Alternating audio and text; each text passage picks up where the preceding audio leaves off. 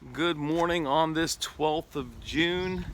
If you see my wife walking back there, I was walking and she just finished with a big walk and she came running up and gave me a big hug, and I was talking and recording, and I was really happy because I'm like, wow, not only is this my wife here, but also this is good video. It's kind of natural, it's fun, and all you guys are like to see her. However, I also had my alarm set for 10 o'clock, and for some reason my phone does this really convenient thing that if your alarm goes off or if you get a phone call, it doesn't pause the recording, it stops it. So you guys don't have that. Anyways, we're in Manchester, which is supposed to be like the rainiest place on the planet, and I think Manchester has forgotten how to rain. I mean, you got the gray sky and everything like that, nothing. It just doesn't rain. Hasn't rained, really rained. To say, is it spitting? Maybe. But my screen isn't wet or anything like that. Get out of there, dog. Right now there's a lot of talk about pulling down different... Hey, good morning. How you doing, pal? Yeah, right. It's been threatening for a while. Here in the UK, there's a lot of talk and action of pulling down monuments because of slave traders. Now, I want to talk about that, but first of all, I want to be in full disclosure. Number one of my projects in my master's university was in a class called Cases in Controversy, and where I actually talked about the removal of Confederate war statues in public places other than battlefields.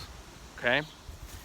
And without a shadow of a doubt, and if don't get mad at me or anything like that, but if you'd like to read my paper, I'll send it to you.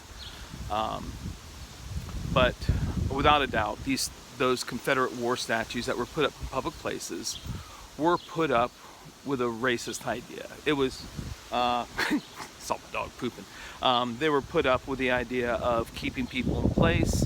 Reconstruction was over. Now we're going to be back in charge.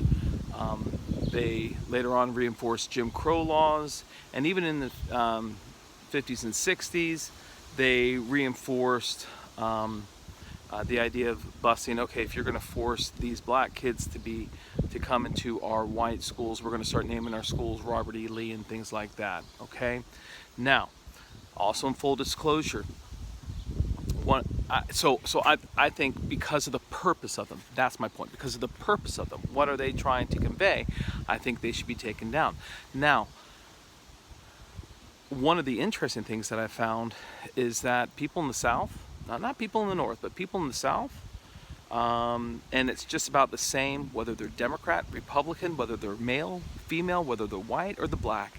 The average person just kind of felt that it talked about Southern pride, and Southern pride is a good thing, as in, we like sugar in our tea, we say yes ma'am, no ma'am, we're polite to people, that kind of thing. So even though they had a motive of being put up, they were seen as something different. But my problem was with the motive. Now, and also in full disclosure, my professor, for this class, her sister is literally the one that started this movement a couple years back of removing statues in the United Kingdom because of their tie to the slave trade and ties to any oppression. So what's interesting is that though I agree that they should be down in the States, the Civil War monuments, I'm not so sure about here, and I'll just tell you why. If they were put up to glorify the slave trade, yeah, they got to come down. They got to come down right away. But if they were put up for a different purpose, if they're just trying to talk about other things that somebody did, because these things weren't put up during that time, they were put up during Victorian times, and during Victorian times, there was no slavery. what was the purpose of doing them? I think it was a purpose of remembering people that had given to their community, not to praise them for their horrific past, but sometimes people can be involved in different things. I mean, we talk about, one of the great musicals currently is Alexander Hamilton. Hamilton. He helped buy and sell slaves. Now, as far as we know, he personally was never a slave owner, though he did buy some in his name, but it was on behalf of other people. But that's probably just as complicit. Do we need to remove everything about him?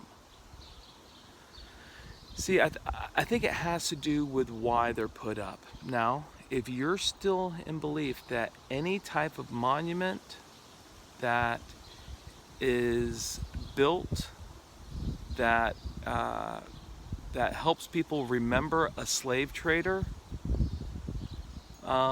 okay. But I don't know if you want to go there.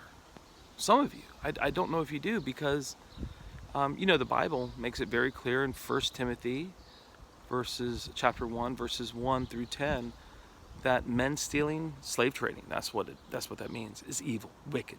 Okay? And even slavery that the Jews were involved in the Old Testament was nothing like we have today.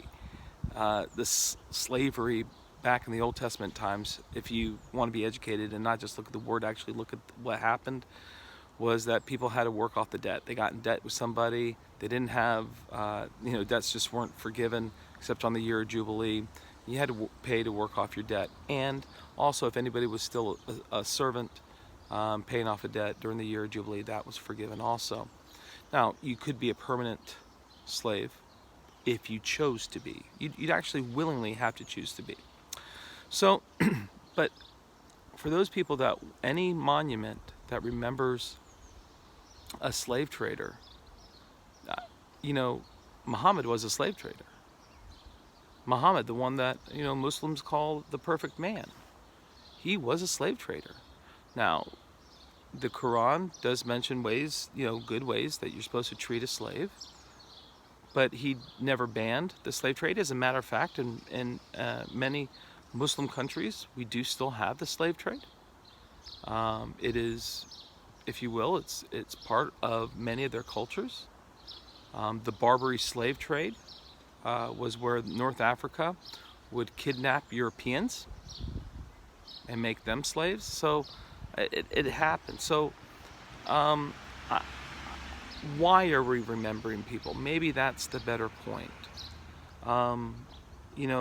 If somebody just had racist statements, what do we do? Do we get, and especially with people that tend to be liberal, this is going to be tough on you, because Che, the Latino revolutionary, that dude was really racist and hated homosexuals too.